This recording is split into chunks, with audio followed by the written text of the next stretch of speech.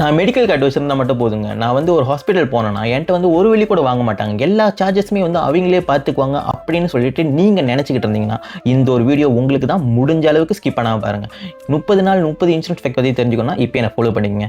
உண்மைதாங்க, ஆக்சுவலி வந்து நீங்கள் நினைக்கிறதுல வந்து தப்பே இல்லை. பட் அதே டைமில் சில டைமில் வந்து நம்ம ஒரு ஹாஸ்பிட்டல் போயிட்டு அட்மிட் பண்ணோம்னா அங்கே வந்து அட்மிஷன் ஃபீஸ் அப்படின்னு சொல்லிட்டு ஒரு விஷயம் இருக்கும். அது மட்டும் இல்லாமல் நீங்கள் ரூம் இல்லை அங்கே உள்ள ஃபெசிலிட்டிஸ் வந்து நீங்கள் அப்கிரேட் பண்ணிங்கன்னா இது எல்லாத்துக்குமே வந்து உங்கள் சொந்த பாக்கெட்லேருந்து நீங்கள் காசு வெளியாகிற சூழ்நிலை வந்து வருங்க. இந்த மாதிரியான ஒரு சிச்சுவேஷன் நடக்கும்போது நம்மள நிறைய பேர் வந்து ஒரு மைண்ட் செட்டுக்கு வந்துருவோம், இன்சூரன்ஸ் வந்து என்ன ஸ்கேம் பண்ணிட்டாங்க அப்படின்னு சொல்லிட்டு ஒரு விஷயத்துக்கு வந்து வந்துருவோம்.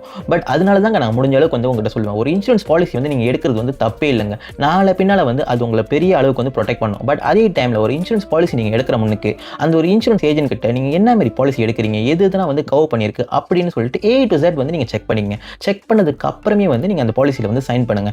இஃப் லெட்ஸ் சே எதுவுமே தெரியாமல் நீங்கள் வந்து எடுத்தீங்கன்னா நாளை பின்னால் இந்த மாதிரி ஒரு சிச்சுவேஷன் வரப்போ உங்களுக்கு வந்து எப்படி வந்து ஃபேஸ் பண்ணணும் அப்படின்னு சொல்லிட்டு தெரியாது. ஸோ முடிஞ்ச அளவுக்கு இந்த மாதிரியான சிச்சுவேஷன் வந்து நீங்கள் ஃபேஸ் பண்ணியிருந்தாலோ இல்லை உங்களுக்கு தெரிஞ்சவங்க வந்து ஃபேஸ் பண்ணியிருந்தாலோ இந்த மாதிரியான வீடியோஸை வந்து அவங்களுக்கு கண்டிப்பாக ஷேர் பண்ணுங்கள். நீங்கள் தெரிஞ்சுக்கிட்ட மாதிரி அவங்களுக்கு தெரிஞ்சுக்கிட்டு நிச்சயமாக பயன்படுத்தட்டும். அன்பியும் பகிர்வோம், அறிவியும் பகிர்வோம். நன்றி.